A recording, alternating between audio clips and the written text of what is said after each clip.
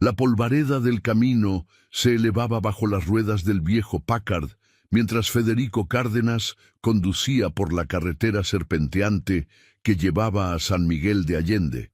El año 1950 marcaba su regreso al pueblo que había abandonado 15 años atrás, cuando la revolución cristera aún dejaba cicatrices en la región.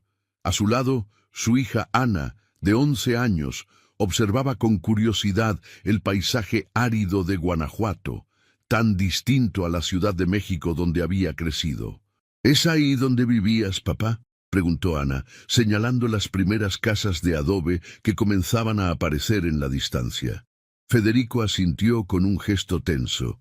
Sí, ahí nací y crecí, y ahí conocí a tu madre. El nombre de Elena quedó flotando entre ellos como siempre ocurría. 3 años habían pasado desde su muerte por tuberculosis, pero la herida seguía abierta, especialmente para Ana, que apenas recordaba el rostro de su madre, sin recurrir a las fotografías que guardaba celosamente. La tía Remedios dice que nos quedaremos para siempre, murmuró Ana, sin apartar la mirada de la ventanilla. Tu tía habla demasiado, respondió Federico secamente. Venimos porque heredé la casa de tu abuelo, nada más. En cuanto la vendamos, volveremos a la capital.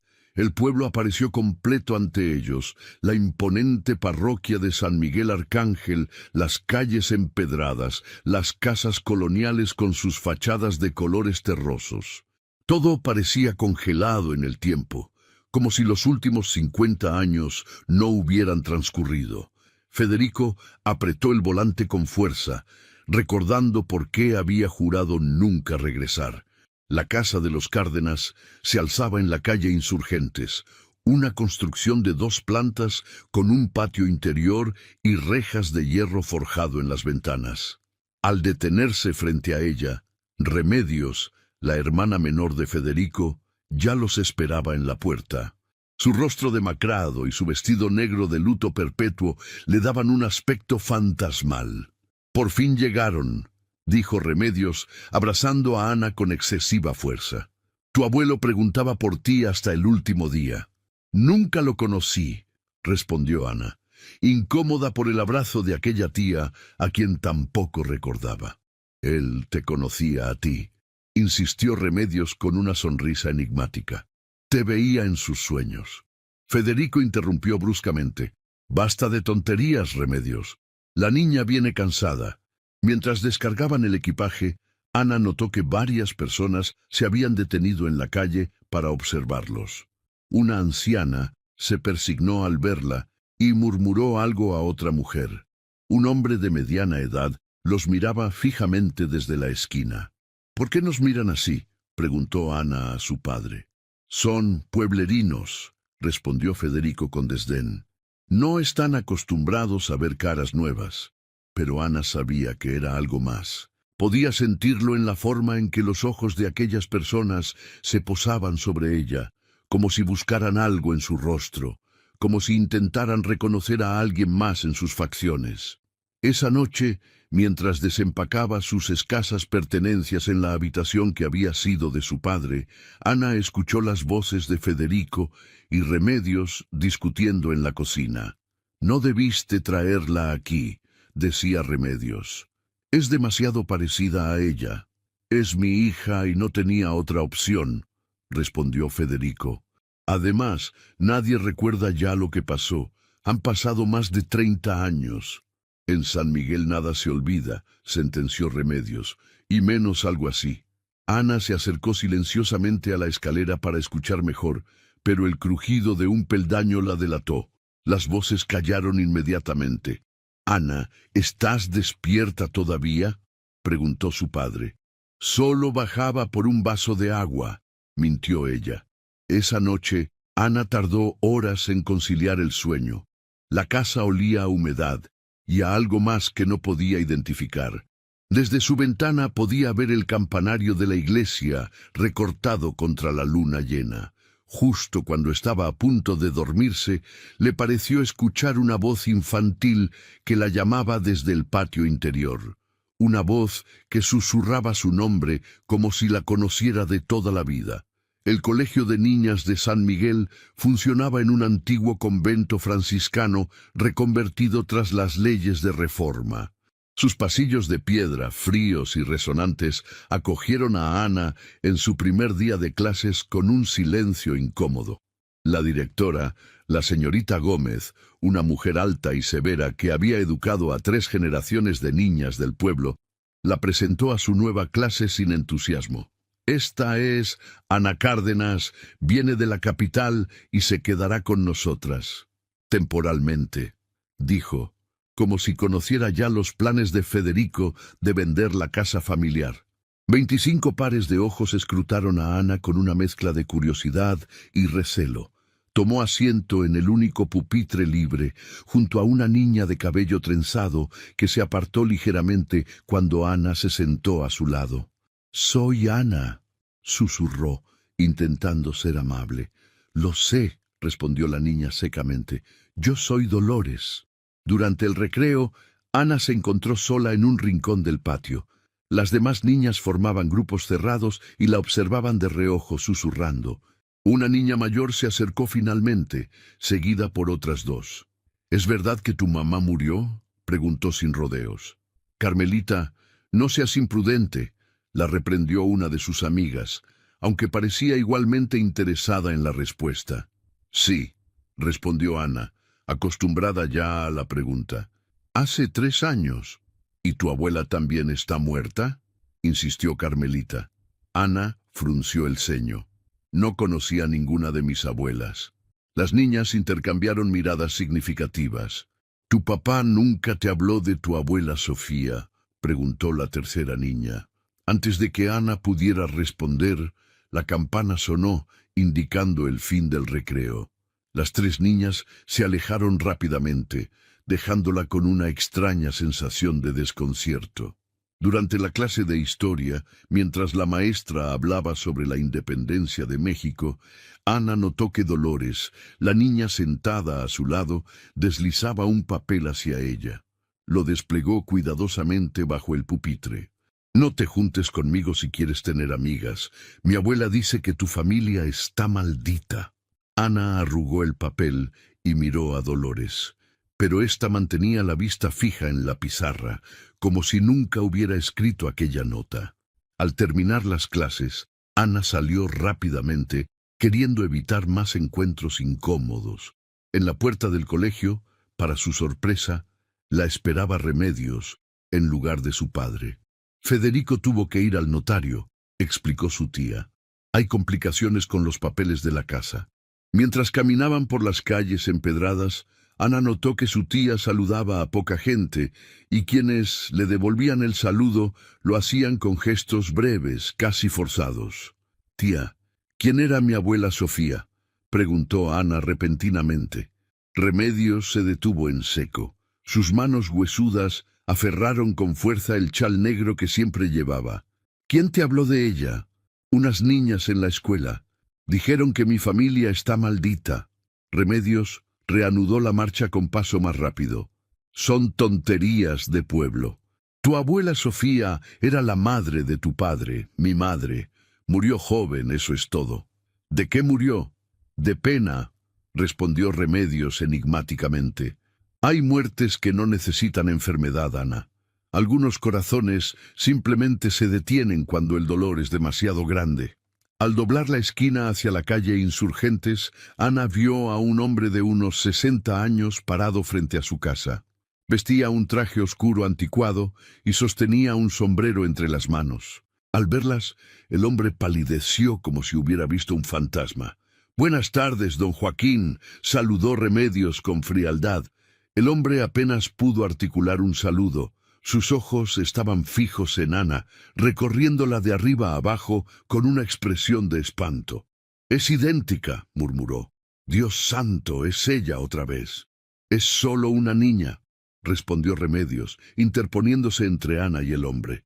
«Y será mejor que la deje en paz». Don Joaquín retrocedió unos pasos, se colocó el sombrero y se alejó apresuradamente, no sin antes lanzar una última mirada aterrada hacia Ana. «¿Quién era ese señor?», preguntó Ana cuando entraron a la casa. Nadie importante, respondió Remedios. El antiguo juez del pueblo, un hombre con demasiados pecados en la conciencia. Esa tarde, mientras Ana hacía sus deberes en el patio interior, escuchó nuevamente aquella voz infantil que la había despertado la noche anterior. Esta vez parecía provenir del viejo pozo cubierto con tablones que ocupaba un rincón del patio. «Ana, ven, tengo que mostrarte algo». Ana se acercó cautelosamente al pozo. Una de las tablas estaba suelta, dejando una pequeña abertura por la que se asomó. La oscuridad era absoluta, pero por un instante le pareció ver el reflejo de unos ojos brillantes en las profundidades. «¿Quién eres?», susurró Ana. «Alguien que conoce la verdad», respondió la voz. «Alguien que sabe lo que le hicieron a tu abuela». La lluvia caía implacable sobre San Miguel aquella tarde de octubre. Ana observaba las gotas resbalar por el cristal de su ventana, formando caminos serpenteantes que se entrecruzaban como las historias que comenzaba a descubrir en aquel pueblo. 3 semanas habían pasado desde su llegada, y cada día traía un nuevo indicio, un susurro, una mirada que le confirmaba que algo oscuro se ocultaba en el pasado de su familia. Federico entraba y salía de la casa con frecuencia, siempre apurado, siempre evasivo, cuando Ana le preguntaba sobre su abuela Sofía o sobre los comentarios que las niñas hacían en la escuela. «Son habladurías de pueblo», repetía con impaciencia creciente. «No les hagas caso». Pero Ana sabía que había algo más. Lo sentía en el silencio que caía sobre las conversaciones cuando ella entraba en una habitación. Lo leía en las miradas furtivas de Remedios cuando creía que nadie la observaba. Y sobre todo, lo escuchaba en aquella voz que la llamaba cada noche desde el pozo del patio, una voz que se hacía más clara y más familiar con el paso de los días. Esa tarde, aprovechando que su padre había ido a Guanajuato capital por asuntos relacionados con la herencia y que Remedios dormitaba en su habitación, Ana decidió explorar el desván de la casa. Una estrecha escalera de madera, oculta tras una puerta en el último rellano, conducía hasta aquel espacio olvidado que nadie había mencionado desde su llegada. La madera crujía bajo sus pies mientras subía los peldaños. El olor a polvo y abandono se intensificaba con cada paso. Finalmente, Ana empujó la trampilla que daba acceso al desván y se encontró en una habitación amplia y baja, iluminada apenas por la luz grisácea que se filtraba a través de una claraboya cubierta de telarañas. El espacio estaba atestado de muebles viejos, cubiertos con sábanas amarillentas, baúles cerrados con candados oxidados y cajas de cartón que parecían a punto de deshacerse.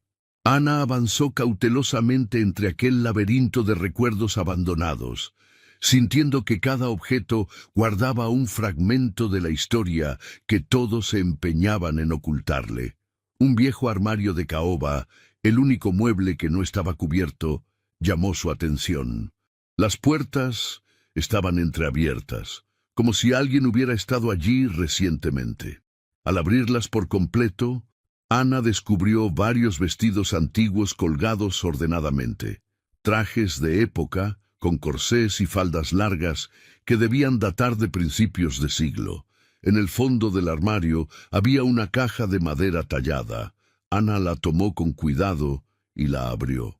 Contenía fotografías en blanco y negro, cartas atadas con cintas desteñidas y pequeños objetos personales, un peine de nácar, un abanico, un guardapelo de plata. La primera fotografía mostraba a una mujer joven, de unos 20 años, con un vestido claro y el cabello recogido en un moño bajo. Ana sintió un escalofrío al reconocer en aquel rostro sus propios rasgos, los mismos ojos grandes, la misma nariz recta, la misma expresión serena, pero determinada. Al darle la vuelta a la fotografía leyó: Sofía Cárdenas, 1879. Mi abuela, murmuró Ana, acariciando el borde desgastado de la imagen. Entre las cartas encontró una particularmente gastada por las numerosas lecturas. El papel era quebradizo y la tinta se había desvanecido en algunos puntos, pero aún podía leerse. Querida Remedios, si lees esto, significa que he cumplido mi promesa. Voy a denunciarlos a todos, sin importar las consecuencias. El juez Martínez, el alcalde, el doctor Grimaldi, todos ellos participaron. No puedo vivir más con este secreto. Lo que hicieron en el pozo no quedará impune. La verdad debe salir a la luz, aunque sea lo último que haga en esta vida. Cuida de Federico. Es demasiado pequeño para entender, pero algún día deberá saber la verdad sobre lo que pasó aquella noche en la hacienda de los Álamos. Con todo mi amor, tu hermana Sofía. La carta estaba fechada el 15 de mayo de 1900, apenas unos días antes de la fecha de muerte de su abuela, según había escuchado Ana en una conversación entre su padre y el notario. El sonido de pasos en la escalera la sobresaltó. Rápidamente Ana guardó la carta en el bolsillo de su vestido y cerró la caja, devolviéndola al armario. «Ana, ¿estás ahí arriba?» La voz de Remedios sonaba alarmada. «Sí, tía. Estaba explorando», respondió Ana, intentando que su voz sonara normal. Remedios apareció por la trampilla, su rostro contraído en una expresión de angustia que se transformó en alivio al ver a Ana. «Este lugar no es seguro», dijo, tomándola del brazo con más fuerza de la necesaria. «Hay tablas podridas y clavos oxidados. Podrías lastimarte». «Solo quería ver qué había aquí arriba», se defendió Ana. «Encontré fotografías de mi abuela Sofía». Remedios palideció. «No debes hurgar en el pasado, Ana. Algunas cosas es mejor dejarlas como están. ¿Por qué nadie quiere hablarme de ella? ¿Qué pasó realmente con mi abuela?» La lluvia golpeaba con más fuerza contra la claraboya, creando un ritmo nervioso que acompañaba la tensión creciente entre ellas. «Tu abuela era una mujer adelantada a su tiempo», dijo finalmente Remedios con voz temblorosa. «Demasiado inteligente, demasiado obstinada. Quería cambiar cosas que no podían cambiarse en aquella época». «¿Qué cosas?», insistió Ana. «Justicia», respondió Remedios casi en un susurro. Buscaba justicia para alguien que no pudo defenderse. Antes de que Ana pudiera hacer más preguntas, un trueno especialmente violento sacudió la casa, haciendo que las luces parpadearan y finalmente se apagaran. La oscuridad repentina las envolvió en el desván. «Bajemos», ordenó Remedios. «Hay que encender las velas antes de que regrese tu padre». Esa noche, mientras la tormenta continuaba azotando San Miguel, Ana esperó a que todos se durmieran para volver a leer la carta de su abuela a la luz de una vela. Las palabras parecían cobrar vida en la oscuridad de su habitación. «Lo que hicieron en el pozo no quedará impune». El pozo. La voz que la llamaba cada noche venía del pozo del patio. Impulsada por una determinación que no sabía que poseía, Ana se vistió silenciosamente y bajó las escaleras, cuidando de evitar los peldaños que crujían. El patio interior estaba oscuro, apenas iluminado por relámpagos ocasionales que dibujaban sombras grotescas en las paredes. El pozo parecía llamarla. Ana retiró la tabla suelta y se asomó al interior.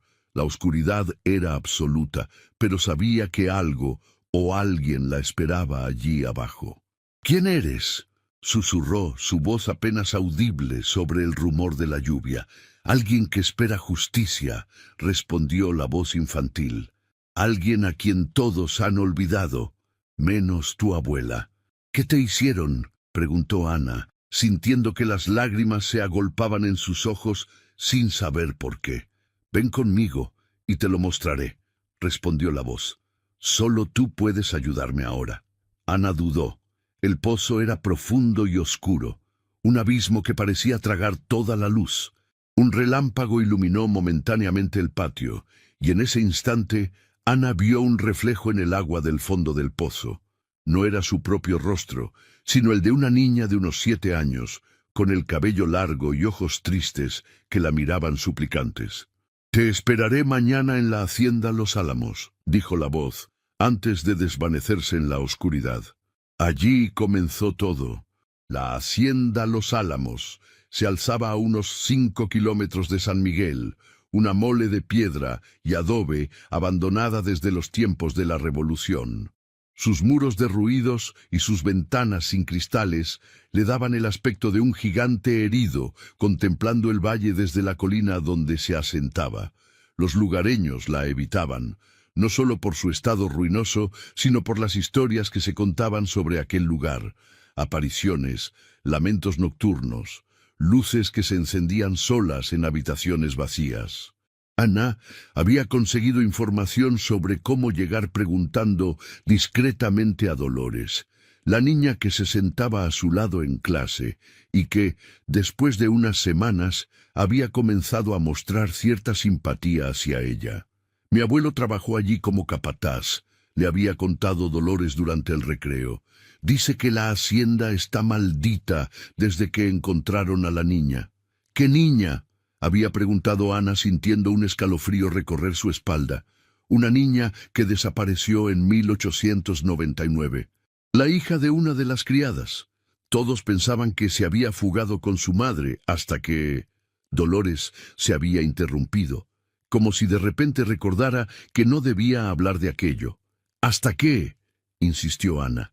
«Hasta que tu abuela encontró algo en el pozo de la hacienda», había respondido Dolores en un susurro. «Algo que hizo que el viejo juez Martínez ordenara sellar todos los pozos de la región, incluido el de tu casa». Ahora, bajo el sol implacable de mediodía, Ana pedaleaba en la bicicleta prestada por Dolores, siguiendo el camino de tierra que conducía a Los Álamos. Había dicho a Remedios que pasaría la tarde en casa de su amiga trabajando en un proyecto escolar. La mentira le pesaba, pero sentía que no tenía otra opción. Nadie respondía a sus preguntas, nadie quería hablarle de Sofía, ni de lo que había ocurrido en aquella hacienda. El camino se empinaba a medida que se acercaba a la colina. Elna tuvo que bajarse y empujar la bicicleta los últimos metros. Cuando finalmente alcanzó la entrada de la hacienda, un arco de piedra parcialmente derrumbado se detuvo para recuperar el aliento. El silencio era absoluto, como si incluso los pájaros evitaran aquel lugar. Ana dejó la bicicleta apoyada contra un árbol raquítico y avanzó por lo que había sido el camino principal. A ambos lados se extendían los restos de antiguas dependencias, establos, almacenes, viviendas de trabajadores. Al fondo se alzaba la casa principal, una construcción de 2 plantas con una galería porticada que debió ser impresionante en su época de esplendor. Al acercarse a la casa, Ana notó algo extraño. La puerta principal, una pesada estructura de madera, estaba entreabierta como si alguien hubiera entrado recientemente. Dentro, el vestíbulo estaba sorprendentemente limpio de escombros, aunque gruesas capas de polvo cubrían el suelo de baldosas. «¿Hola?», llamó Ana, su voz resonando en el espacio vacío. «¿Hay alguien aquí?». Nadie respondió, pero un sonido leve, como de pasos pequeños, llegó desde el piso superior. Ana se dirigió a la escalera principal, una elegante estructura de piedra con barandilla de hierro forjado que milagrosamente se mantenía intacta. Los peldaños crujieron bajo su peso mientras subía. El segundo piso consistía en un largo pasillo con puertas a ambos lados, la mayoría entreabiertas o completamente arrancadas de sus goznes. Ana avanzó despacio, asomándose a cada habitación. Dormitorios vacíos, un salón de música con un piano destrozado, una biblioteca con estanterías vacías. Al final del pasillo, una puerta cerrada llamó su atención. A diferencia de las demás, esta parecía en perfecto estado, como si alguien la hubiera cuidado o reemplazado recientemente.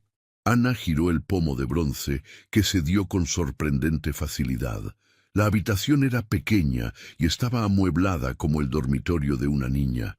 Una cama con dosel, un armario, un escritorio junto a la ventana y en un rincón, una casa de muñecas tan grande como para que una niña pudiera entrar en ella.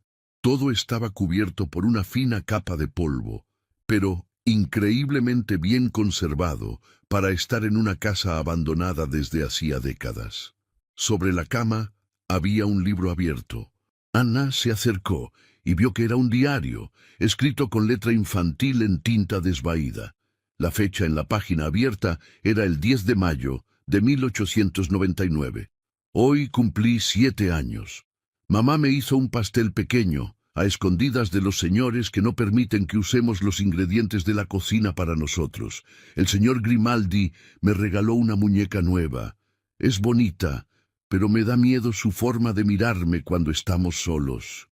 Ana sintió un escalofrío. Grimaldi. Era el mismo nombre que había leído en la carta de su abuela Sofía. El doctor Grimaldi, todos ellos participaron. Un movimiento en la casa de muñecas captó su atención. La pequeña puerta se había abierto ligeramente. Ana se acercó con cautela y se agachó para mirar en el interior. La casa de muñecas era una réplica perfecta de la hacienda, con cada habitación recreada en miniatura, incluyendo aquella en la que se encontraba, creando un extraño efecto de espejo infinito. En la minúscula cama había una muñeca que reproducía con exactitud el vestido y el peinado que Ana llevaba ese día.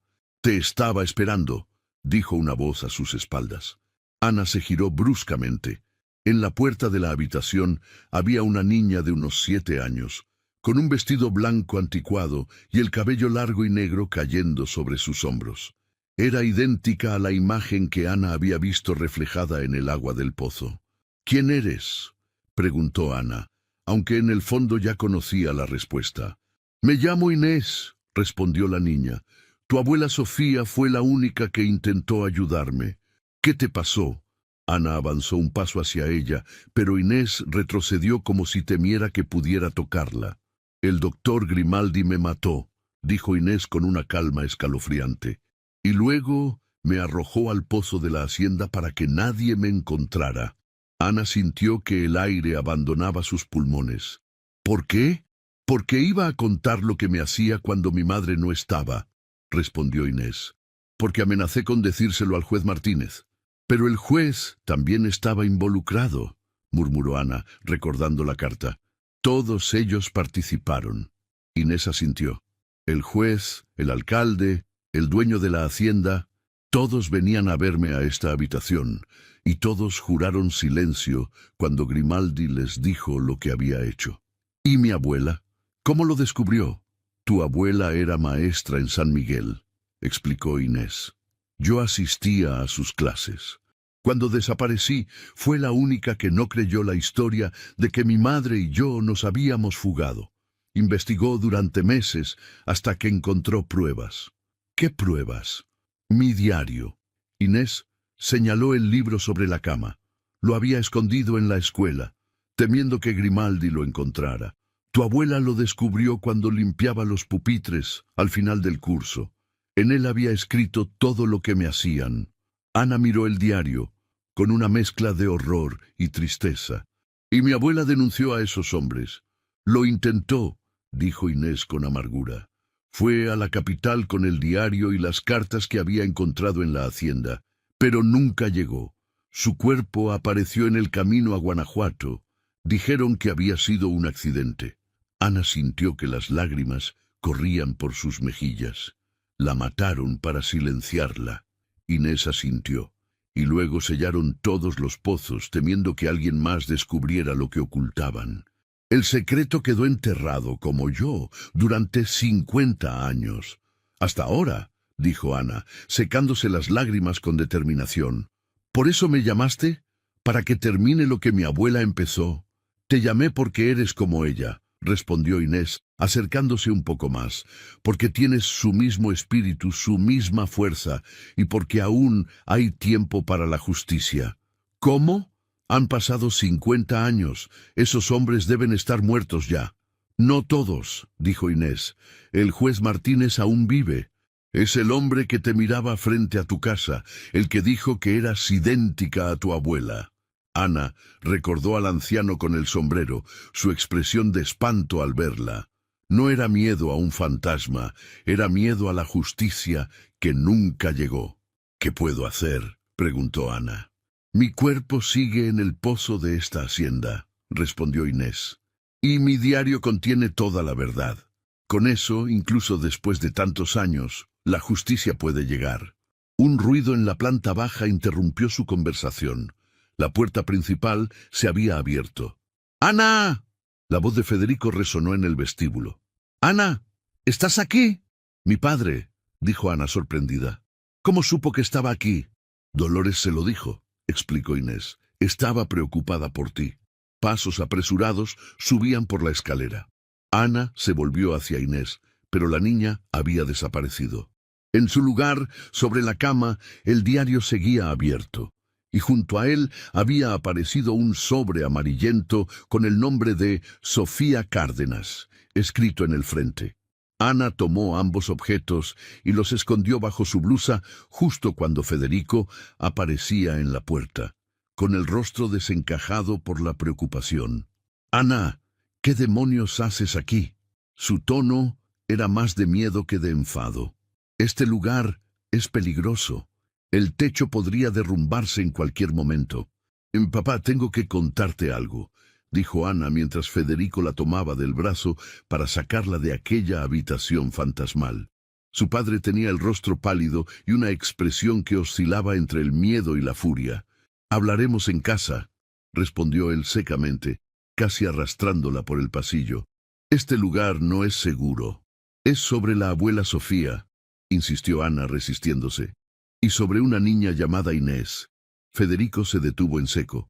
Su mano apretó con más fuerza el brazo de Ana, haciéndole daño sin darse cuenta. «¿Quién te habló de Inés?» «Ella misma», respondió Ana, sosteniendo la mirada de su padre. Una sombra de duda cruzó el rostro de Federico. Por un momento pareció a punto de decir algo, pero finalmente negó con la cabeza y continuó tirando de Ana hacia la escalera. «Son historias viejas, cuentos de pueblo. No debiste venir aquí sola». Bajaron al vestíbulo en silencio y salieron de la hacienda. El automóvil de Federico estaba estacionado junto a la bicicleta de Ana. Sin decir palabra, metió la bicicleta en el maletero y le indicó a su hija que subiera al coche. Durante el trayecto de regreso a San Miguel, el silencio entre ellos se hizo denso, casi tangible. Ana podía sentir el diario y el sobre presionando contra su piel bajo la blusa, como si quemaran con el peso de las verdades que contenían. «¿Cómo supiste dónde estaba?», preguntó finalmente Ana. «Dolores vino a buscarme a la notaría», explicó Federico sin apartar la vista de la carretera. «Dijo que le habías preguntado sobre la hacienda y temía que hubieras ido allí. ¿Por qué nunca me hablaste de la abuela Sofía? ¿De cómo murió realmente?» Federico apretó el volante con tanta fuerza que sus nudillos se pusieron blancos. «Murió en un accidente cuando yo tenía 5 años. No hay más que contar». «No fue un accidente», afirmó Ana con una seguridad que sorprendió a su padre. «La mataron porque descubrió lo que le habían hecho a Inés, porque iba a denunciarlos a todos». Federico frenó bruscamente y detuvo el coche a un lado del camino. Se volvió hacia Ana con una mezcla de dolor y rabia en el rostro. «¿Quién te ha contado esas mentiras? ¿Remedios? ¿Alguno de esos viejos chismosos del pueblo?» «Nadie me ha contado nada», respondió Ana. «Todos callan, todos fingen que no pasó nada, pero yo sé la verdad. Inés me la mostró». «Orinda Inés está muerta», dijo Federico, y al instante pareció arrepentirse de sus palabras. «Lo sé», respondió Ana suavemente. «Su cuerpo sigue en el pozo de la hacienda». Un silencio sepulcral cayó entre ellos. Federico miró a su hija como si la viera por primera vez, o como si viera a alguien más a través de ella. «Eres igual que tu abuela», murmuró finalmente. «La misma obstinación, la misma forma de mirar cuando crees tener razón». «¿Tú sabías lo de Inés?», preguntó Ana. Federico negó con la cabeza. «Tenía 5 años cuando mi madre murió. Durante años creí la versión oficial, un accidente en el camino a Guanajuato. Fue Remedios quien me contó la verdad cuando cumplí 18 años». «¿Y no hiciste nada?». El tono de Ana era más de tristeza que de acusación. «¿Qué podía hacer? Habían pasado 13 años. No quedaban pruebas, solo el testimonio de mi tía, que todos consideraban trastornada por el dolor de haber perdido a su hermana. Por eso me fui de San Miguel, Ana. No podía vivir en un pueblo donde todos sabían y callaban. Hay pruebas, dijo Ana. Con cuidado, sacó el diario y el sobre de debajo de su blusa y se los mostró a su padre. Las encontré en la hacienda. Federico miró los objetos con una mezcla de asombro y temor, como si fueran artefactos malditos. Lentamente extendió la mano y tomó el sobre. Al abrirlo, encontró varias cartas y una fotografía amarillenta que mostraba a 3 hombres en traje de época. El juez Martínez, más joven pero reconocible, un hombre corpulento con bigote que debía ser el alcalde, y un tercero, delgado y con aspecto de intelectual, que llevaba un maletín de médico. El doctor Grimaldi, dijo Federico, señalando al tercer hombre. Murió en 1925 de un infarto. El alcalde Robles falleció durante la Revolución. Solo queda Martínez. El hombre que me miraba frente a nuestra casa, recordó Ana. Federico asintió. Cuando te vio, debió pensar que era mi madre quien regresaba para acusarlo. ¿Qué hacemos ahora?, preguntó Ana. Con el diario de Inés y estas cartas, nada, interrumpió Federico, guardando todo en el sobre. Son cosas del pasado, Ana. No podemos cambiar lo que ocurrió, pero podemos hacer justicia, insistió ella. Es lo que la abuela Sofía quería. Es lo que Inés merece. Federico arrancó el coche nuevamente y continuaron el camino hacia San Miguel en silencio. Ana sabía que su padre necesitaba tiempo para procesar todo lo que había descubierto, pero también sabía que no podía dejar que el silencio sepultara nuevamente aquella verdad. Cuando llegaron a la casa de la calle Insurgentes, Remedios los esperaba en la puerta, con el rostro contraído por la preocupación. Al ver los objetos que Federico llevaba en la mano, palideció visiblemente. ¿Dónde los encontraste?, preguntó, dirigiéndose directamente a Ana. En la hacienda, respondió ella, en la habitación de Inés. Remedios se persignó. Ese lugar debería haber sido derribado hace años. No trae más que desgracias. Entraron a la casa y se sentaron en el salón, formando un triángulo de tensión en torno a la mesa donde Federico había depositado el diario y el sobre. Hace 50 años, comenzó Remedios. Sofía era maestra en la escuela del pueblo. Inés Vargas, la hija de una criada de la hacienda Los Álamos, era una de sus alumnas favoritas. Una niña brillante, decía Sofía. La mataron y la arrojaron al pozo, dijo Ana. El doctor Grimaldi y los demás lo encubrieron. Remedios asintió, sin sorprenderse de que Ana conociera aquellos detalles. Sofía empezó a sospechar cuando Inés y su madre desaparecieron repentinamente. La historia oficial era que habían huido, pero nadie las había visto salir del pueblo. Durante meses, Sofía investigó discretamente hasta que encontró el diario de Inés en la escuela. Y decidió denunciarlos, continuó Federico, pero nunca llegó a Guanajuato. La interceptaron en el camino, confirmó Remedios. Hicieron parecer que su caballo se había desbocado y había caído por un barranco. Pero tu madre tenía marcas en el cuello, Federico. La estrangularon antes de arrojarla al precipicio. Ana sintió un escalofrío recorrer su espalda. ¿Y nadie hizo nada? El juez Martínez certificó que había sido un accidente, explicó Remedios. Nadie se atrevía a contradecirlo. Era un hombre poderoso, con conexiones en la capital. Pero ahora tenemos pruebas, insistió Ana. El diario de Inés, las cartas. ¿Para qué, Ana?, interrumpió Federico con amargura. Para remover viejas heridas. Grimaldi y Robles están muertos. Martínez es un anciano que apenas puede caminar. ¿Qué justicia puede haber ahora? La verdad, respondió Ana con firmeza. La verdad es una forma de justicia. Que todo el mundo sepa lo que pasó. Que el nombre de Inés sea recordado. Que la abuela Sofía no haya muerto en vano. Federico y Remedios intercambiaron miradas, sorprendidos por la determinación de aquella niña de 11 años, que hablaba con la sabiduría y el coraje de alguien mucho mayor. «Eres igual que ella», murmuró Remedios. «Tienes su misma luz en los ojos cuando hablas de justicia». Esa noche, mientras Federico y Remedios discutían en la cocina sobre qué hacer con las pruebas encontradas, Ana se deslizó silenciosamente hasta el patio. La luna llena iluminaba el pozo, cuyas tablas habían sido retiradas, como si alguien hubiera estado allí recientemente. Ana se asomó al borde y susurró: «Inés, ¿estás ahí?». Durante unos instantes, solo el silencio respondió a su llamada. Luego, el agua del fondo del pozo pareció agitarse ligeramente y la voz infantil emergió una vez más. «Has encontrado la verdad, Ana. Ahora debes asegurarte de que todos la conozcan». «Tengo miedo», confesó Ana. «Mi padre quiere dejar las cosas como están. Dice que es demasiado tarde para la justicia». «Nunca es tarde para la verdad», respondió Inés.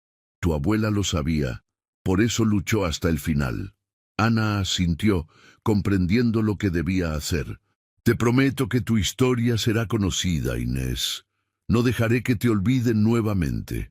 En el reflejo del agua, Ana creyó ver una sonrisa en el rostro de la niña antes de que su imagen se desvaneciera en la oscuridad del pozo.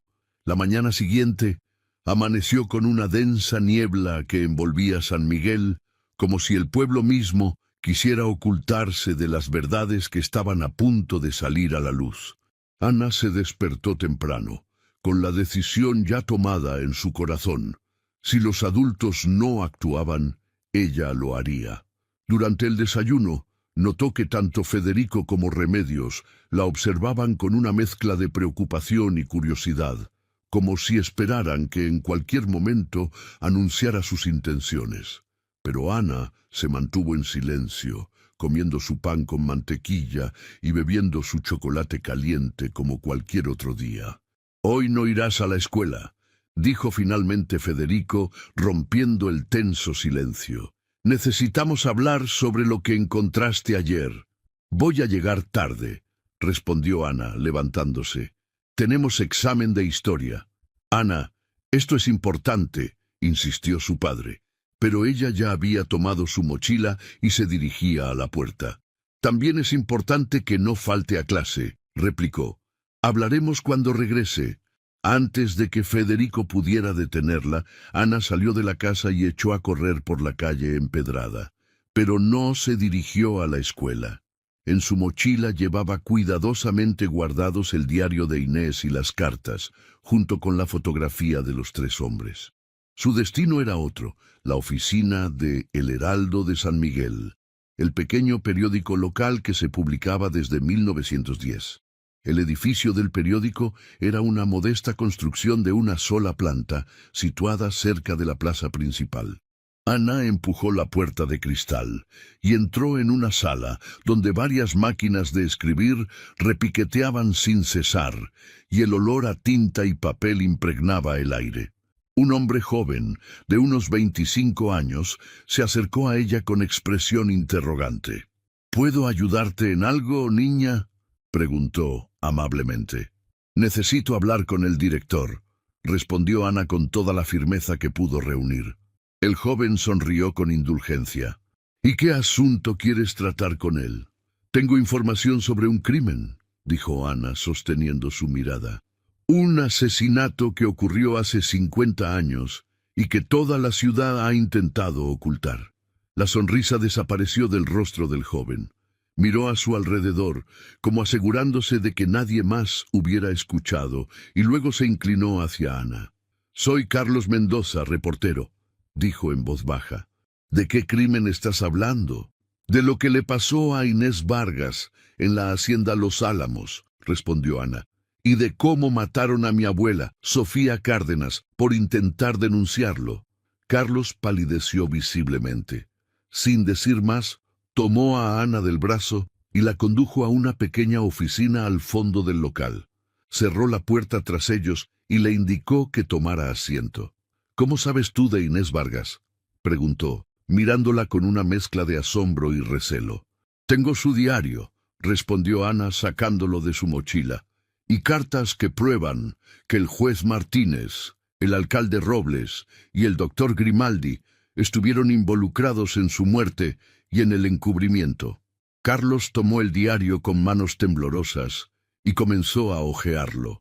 Su expresión iba transformándose a medida que leía, del escepticismo a la conmoción. «Esto es increíble», murmuró finalmente.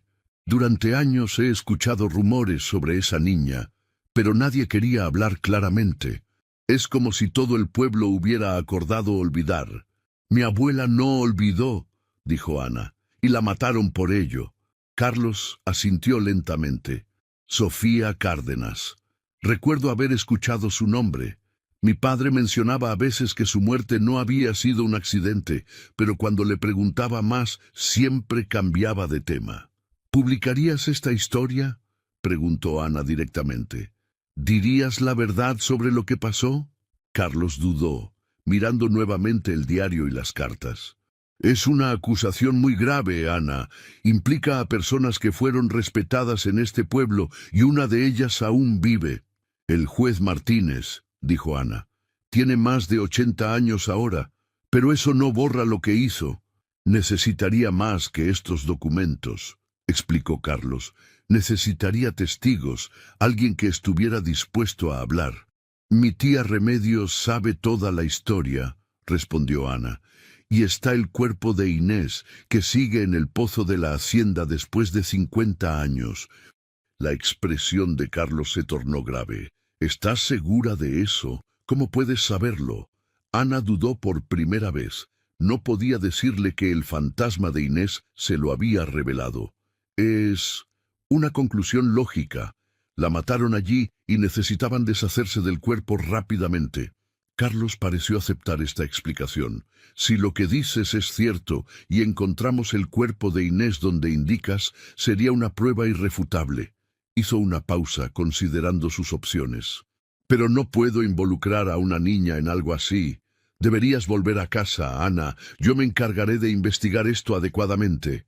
«No», respondió Ana con firmeza. «He prometido que la verdad saldría a la luz. No me iré hasta que me asegures que publicarás la historia con todas las pruebas que tengo». Carlos la miró con una nueva admiración. «Realmente eres nieta de Sofía Cárdenas», murmuró. «Está bien. Haré copias de estos documentos y luego podrás llevarte los originales. Pero tendrás que hablar con tu padre sobre esto. No puedo publicar un testimonio tuyo sin su consentimiento». Ana asintió, sabiendo que enfrentar a Federico sería inevitable. «Lo haré, pero prométeme que no dejarás que esta historia vuelva a ser enterrada». «Te lo prometo», dijo Carlos, extendiendo su mano para sellar el acuerdo. Mientras Carlos hacía las copias, la puerta de la oficina se abrió bruscamente. Federico entró, con el rostro tenso por la preocupación y el enfado. «Ana», dijo con voz controlada pero firme, «nos vamos a casa ahora mismo». Carlos se interpuso entre ellos. «Señor Cárdenas, supongo, su hija me ha traído información muy importante sobre un caso que...». «Sé exactamente lo que mi hija le ha traído», interrumpió Federico, «y no tiene derecho a hablar con una menor sin el consentimiento de sus padres, ni a tomar posesión de documentos familiares». «Papá», intervino Ana, «Carlos va a ayudarnos a que se sepa la verdad sobre la abuela Sofía y sobre Inés». «No necesitamos su ayuda», respondió Federico, tomando los documentos de las manos de Carlos. «Esto es un asunto familiar». «Con todo respeto, señor Cárdenas», dijo Carlos con calma, «si lo que su hija me ha contado es cierto, esto va más allá de un asunto familiar. Es un crimen que ha quedado impune durante décadas». Federico miró al joven reportero con una mezcla de rabia y resignación. «No tiene idea de lo que está hablando. No sabe lo que significa desenterrar algo así en un pueblo como San Miguel». «Sé exactamente lo que significa», respondió Carlos. «Significa justicia, aunque llegue tarde. Significa honrar la memoria de dos personas inocentes que fueron silenciadas. Significa que este pueblo finalmente enfrentará su pasado». Un silencio tenso se instaló entre ellos. Ana observaba a su padre, esperando su reacción. Finalmente, Federico dejó escapar un suspiro cansado. «No quiero que mi hija salga lastimada por esto», dijo, con una voz que revelaba su preocupación genuina. «Nadie va a lastimarme, papá», intervino Ana. «Al contrario, estamos haciendo lo correcto. Es lo que la abuela Sofía hubiera querido». Federico miró a su hija largamente, como si estuviera viendo en ella el reflejo de su madre, de su propia madre. «Está bien», dijo finalmente, «pero lo haremos juntos, y a mi manera». «¿Qué propone, señor Cárdenas?», preguntó Carlos, aliviado por el cambio de actitud.